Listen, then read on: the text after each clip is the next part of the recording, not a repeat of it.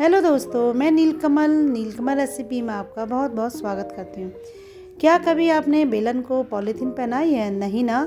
तो आइए मैं आज आपको बताती हूँ कि आप पॉलीथीन में बेलन को इस तरह से पिरोएंगे तो क्या चमत्कार होने वाला है। तो देखिए, मैंने बेलन में ये सारी पॉलीथीन पहना दी हैं और देखिए अब मैं क्या करती हूँ। तो चलिए अपनी पहली टिप्स की तरफ चलते हैं। ये देखिए, ये हमारे चकला बेलन है। जब हम चकला बेलन को इस्तेमाल करते हैं और उनको धुलकर रखते हैं तो धुलकर रखने के बाद रात भर में चकला और बेलन पर छिपकली घूम जाती है, या कोई कीड़े हैं, कॉकरोच है, वो घूमने लगते हैं, चूहे घूम जाते हैं, तो चकला बेलन गंदा हो जाता है। सुबह उठ कर हमें पराठा बनाना होता है, रोटी बनानी होती है, तो कुछ नहीं करना है, हमें चकला बेलन को धुल लेना है। धुलने के बाद एक साफ कपड़े से उसको पोंछ लेना है, और पोंछने के बाद हम चकला बेलन को एक पॉलीथीन में रख देंगे, जिससे रात भर इसमें छिपकली, कॉकरोच या चूहे ना घूमें, क्योंकि ये बहुत गंदगी फैलाते हैं ये सारे जीव। तो देखिए, चकला बेलन को अगर हम पॉलीथीन में इस तरह से रख देंगे तो हमारे चकला बेलन पर कोई भी गंदगी नहीं आएगी, और हम सुबह उठकर इनको आराम से इस पर रोटी या पराठा, हमें जो भी बनाना होता है, सुबह नाश्ता बनाना होता है, तो हम इस तरह से नाश्ता बना लेंगे और हमारा चकला बेलन एकदम साफ़ सुथरा भी रहेगा। इस पर कोई भी गंदगी जमा नहीं होगी। किचन में अक्सर छिपकली, चूहे होते हैं जो कि गंदगी फैलाते हैं, तो इस तरह से हमारा चकला बेलन एकदम सेफ़ रहेगा। ये बहुत अच्छी सी टिप्स है। हमेशा चकला बेलन को धुलकर और कपड़े से पोंछकर इस तरह से पॉलीथीन में रख दीजिए, आपका चकला बेलन बिल्कुल साफ़ सुथरा सुबह को मिलेगा। इसके बाद मेरी अगली टिप्स है, ये हमारी जूते चप्पल है और नए हैं और इनको हमें रखना है, लेकिन इस पर धूल छा जाती, कितने भी हम रैक में रखें। तो ये हमारे पुराने मोजे हैं जिनको हम अक्सर फेंक देते हैं, और ये एड़ी से फट भी गए हैं। इन मोजों को हम किसी काम में भी नहीं लेते हैं कि ये हमारे किसी काम में नहीं रहे, या तो हम अक्सर इनको पोंछा बना लेते हैं या कहीं धुलने के काम में लेते हैं। लेकिन मैं आज आपको बताऊंगी कि आप इन पुराने मोजों का कैसे इस्तेमाल कर सकते हैं। तो देखिए, ये हमारी नई चप्पल है और इन चप्पलों को हम इस तरह से मोजे में पहना देंगे, और पहनाने के बाद हम इन चप्पलों को किसी भी जूते के बॉक्स में रख देंगे। तो इस तरह से रखने से क्या होगा कि हमारे जूते में या चप्पलों में जो भी धूल छा जाती है, रैक के अंदर भी गंदे हो जाते हैं, उनमें जाले हो जाते हैं, तो इस तरह से बिल्कुल जाले नहीं होंगे, ना ही धूल मिट्टी पहुँचेगी। तो देखिए, मैंने 2 मोजे में, ये मेरी नई चप्पलें थी, इन चप्पलों को मैंने इस तरह से रख दिया है, और रखने के बाद हम इन बॉक्स में इनको रख देंगे, और इस तरह से हमारा अलमारी में जो जगह होती है ना, वो भी एकदम कम जगह घेरेगी, और जूते चप्पल भी हमारे एकदम सुरक्षित रहेंगे, गंदे नहीं होंगे, धूल मिट्टी नहीं जमेगी, ना ही उनमें जाले लगेंगे। तो देखिए, मैंने बॉक्स में इस तरह से जूते चप्पलों को, जो मेरी चप्पल थी, उनको मैंने इस तरह से मोजे में पहनाकर रख दिया है, और इसी तरह से मैं जो दूसरे मेरे जूते हैं उनको भी मैं मोजे में पहनाकर इस तरह से इसमें रख दूँगी। तो देखिए, मेरे एक डिब्बे में 2 जोड़ी जो चप्पल है इस तरह से आ गई, और एकदम साफ़ सुथरी बने रहेंगी। आपको जब भी इनको पहनना है, आप निकालिए, मोजे हटाइए और इनको पहन लीजिए। तो देखिए, आपके जूते चप्पल भी साफ़ रहेंगे, और साथ ही आपके जो पुराने मोजे हैं जिनको हम फेंक देते हैं ना, वो मोजे भी हमारे काम में आ जाएंगे। तो है ना ये कितनी अच्छी सी टिप्स। ये टिप्स इतनी अच्छी है कि आप अपने पुराने मोजों को बिल्कुल मत फेंकिएगा, आप उनको इस तरह से इस्तेमाल कीजिएगा। तो देखिए, मैंने 2 जोड़ी जो चप्पल है मेरी इस डिब्बे में रख दी है, और इसके बाद इनको रख देंगे। जब भी हमें पहनना, उनको निकाला, अपना पहना, इसके बाद फिर हम उनको मोजे में पहना कर रख देंगे। तो बहुत अच्छी सी टिप्स है। और देखिए, मेरे ये दूसरे जो मोजे बचे हैं इनको भी मैं चप्पलों में पहना दूँगी, और इनको इसी तरह से हम रैक के कोने में रख देंगे, जिससे हमारी रैक में ज़्यादा जगह नहीं गिरे, क्योंकि इतने जूते चप्पल घर में हो जाते हैं कि रैक भी जो है ना पूरी भर जाती हैं। तो इस तरह से हम मोजे में रख देंगे तो जो चप्पलें आपस में टकरा के भी गंदी हो जाती है, उनकी चमक कम हो जाती है, उनकी जो डिज़ाइन है वो ख़राब होने लगती है। तो देखिए, मैंने इस तरह से मोजे में दोनों चप्पलों को पहना दिया, और इस तरह से मैं रैक में एक साइड में रख दूँगी। तो ये कितनी अच्छी सी टिप्स है, इसको ज़रूर आजमाइएगा, ये बहुत उपयोगी टिप्स है। इसके बाद हमारी अगली टिप्स है, ये खाने को लेकर है। ये देखिए, शकरकंदी है। शकरकंदी मैंने उबाली थी लेकिन किसी ने नहीं खाई, तो मैं इनकी बहुत अच्छी सी आपको एक रेसिपी बना के दे रही हूँ। मैं इसका एक बनाऊँगी बहुत ही अच्छा सा पराठा। तो देखिए, मैंने उबली हुई शकरकंदी को छील लिया है, और छीलने के बाद इनको हम कर लेंगे कद्दूकस।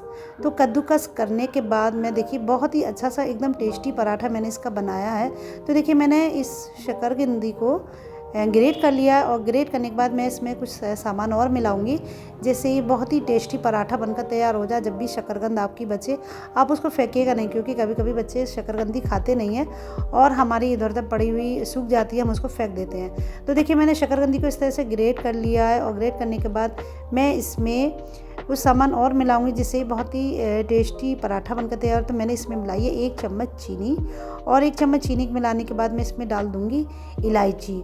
एक छोटी इलायची मैंने इसमें डाली है सफ़ेद वाली, और थोड़ी सी मैंने साबित डाली है। इस तरह से पराठे में साबित इलायची बहुत ही अच्छी लगती है। और जो इसका छिलका होता है ना, वो हम डाल देंगे चाय के पत्ती के डिब्बे में, जिससे जब भी चाय बनाए उसमें खुशबू आए। उसके बाद इसमें मैंने डाल दिया है 1 चम्मच बारीक कटा हुआ बादाम, और 1 चम्मच डाल दिया मैंने नारियल का बुरादा। इसके बाद 1 चम्मच डाल दिए इसमें तिल, और इस तरह से इसको हम मिक्स कर लेंगे। और मिक्स करने के बाद हम इनका बनाएंगे बहुत ही अच्छा सा पराठा। तो शकरकंदी का पराठा, आपने आलू का पराठा तो खाया होगा, अब आप शकरकंदी का पराठा खाइए, बहुत ही टेस्टी बनता है। तो देखिए इस तरह से मैंने ये पूरा मिक्सचर तैयार कर लिया है, और तैयार करने के बाद अब मैं इसका बनाऊंगी बहुत ही टेस्टी पराठा। और ये इतना अच्छा पराठा बना था कि बच्चों ने इसको तुरंत खाया, और बहुत ही अच्छा एकदम मीठा पराठा बना। ये मीठे बिस्किट की तरह लगा खाने में। तो मैंने ये चकला लिया है, और चकले पर मैं एक लोई लूँगी, और लोई को इस तरह से फैला लेंगे, और फैलाने के बाद उस पर हम थोड़ा सा घी लगाएंगे। तो मैंने इस तरह से देखिए लोई को फैलाकर बढ़ा लिया है पराठे की शेप में। इसके बाद मैं इस पर लगा दूंगी थोड़ा सा देसी घी, क्योंकि इस तरह से हम अगर परत लगाते हैं तो हमारा पराठा जो फूलता है ना, बहुत ही अच्छा बनता है। तो जब भी आप कभी भी पराठा बनाएं, अंदर एक परत घी की ज़रूर बना लीजिएगा, जिससे पराठा बहुत ही अच्छा बनता है और फूलता है बहुत तेज़। तो बहुत ही अच्छा ये पराठा बनेगा। तो देखिए मैंने सारी शकरकंदी, जितनी मैंने 2 शकरकंदी घिसी थी, तो दोनों शकरकंदी को मैं इस तरह से भर के बनाऊंगी, जो कि बहुत ही अच्छा पराठा बनेगा। तो शकरकंदी को मैंने इस तरह से पूरे पराठे पर फैला दिया। फैलाने के बाद इनको हम इस तरह से मोड़ कर एक लोई का रूप दे देंगे, और उसके बाद इस शकरकंदी को पराठे में भर कर बहुत ही अच्छा सा पराठा बनाएंगे। तो देखिए मैंने इस तरह से इसको लोई की तरह मोड़ दिया, और मोड़ने के बाद इसको हम बेल लेंगे। तो बेलते समय हम थोड़ा सा धीरा सा बेलेंगे, जिससे इसकी जो शकरकंदी है ना, वो बाहर ना निकले। तो देखिए लोई को मैं धीरे धीरे इस तरह से बढ़ाऊंगी, क्योंकि अगर मैं जल्दी जल्दी इसको बेलूँगी तो जो शकरकंदी है बाहर आ जाएगी लोई के। तो देखिए मैंने धीरे धीरे इस तरह से इसको थपथपाकर थोड़ा सा लोई को बड़ा किया है, और इसके बाद धीरे धीरे मैं बेलन से इसको बेल दूंगी, और थोड़ा सा मैं सूखा आटा डालूंगी। सूखा डालने से क्या होता है कि जो पराठा है ना हमारा अच्छे से बिल जाता है, वो बेलन पर आटा जो है चिपकता नहीं है। तो देखिए इस तरह से हमने इसको बेल दिया, और बेलने के बाद मीडियम फ्लेम पर मैं इसको सेकूंगी। बहुत ही बढ़िया पराठा बना।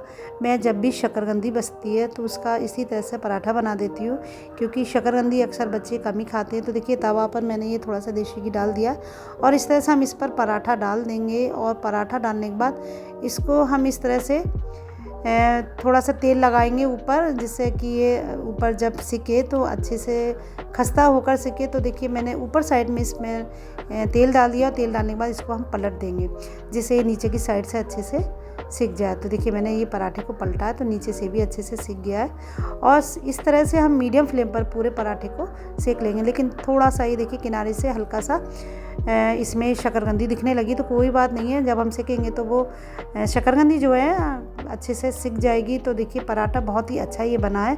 मैंने इसको मीडियम फ्लेम पर इस तरह से दबा दबा कर ये पराठा बनाया है। आप कभी भी शकरकंदी का पराठा बनाए इसी तरह से बनाइएगा, बहुत अच्छा बनता है। और मीठा पराठा बनकर तैयार हो गया। और चिली से हम इस तरह से कट लगा देंगे, जिससे जो घी है ना वो अंदर तक भर जाए, और जो पराठा है ना अंदर से एकदम सिक जाए, जिससे पराठा एकदम कुरकुरा बने। और बहुत ही टेस्टी पराठा बनकर तैयार हुआ है। तो मैं अक्सर शकरकंदी का पराठा इसी तरह से बनाती हूँ। आप भी अपना जब भी शकरकंदी इस्तेमाल में नहीं हो, कोई खाए नहीं, आप उनका इस तरह से पराठा बना सकते हैं। देखिए बहुत ही टेस्टी पराठा है। इसके बाद हमारी अगली टिप्स है, ये है हमारे प्याज। जब हम प्याज काटते हैं ना तो हमारी आँखों में इतना पानी निकलता है। तो प्याज को आप जब भी काटें, पहले उनको 15 मिनट पहले आप फ्रीज़र में रख दें। तो क्या होगा कि फ्रीज़र में 15-20 मिनट रखने के बाद जब आप प्याज निकालेंगी और उसको काटेंगी, तो आपकी आँखों में बिल्कुल भी प्याज नहीं लगेगा। तो कभी भी आपको प्याज काटना हो, आप कम से कम 15-20 मिनट उनको फ्रीज़र में रख दीजिए, आपकी आंखों से बिल्कुल भी पानी ना निकलेगा। ये बहुत अच्छी सी टिप्स है। मैं जब भी प्याज को काटती हूँ पहले उसको फ्रीज़र में रख देती हूँ, और उसके बाद प्याज काटती हूँ, मेरी आंखों से बिल्कुल भी पानी नहीं निकलता है। ये बहुत अच्छी सी टिप्स है, इसको ज़रूर आजमाइएगा। इस तरह से आप अपनी आँखों को भी सुरक्षित रखेंगी, और आपकी टिप्स जो है बहुत ही बढ़िया है, और आराम से आप प्याज को काट सकेंगी। इसके बाद हमारी अगली टिप्स है, ये हैं हमारे दवाइयों के पुराने रैपर, जिनको हम अक्सर फेंक देते हैं।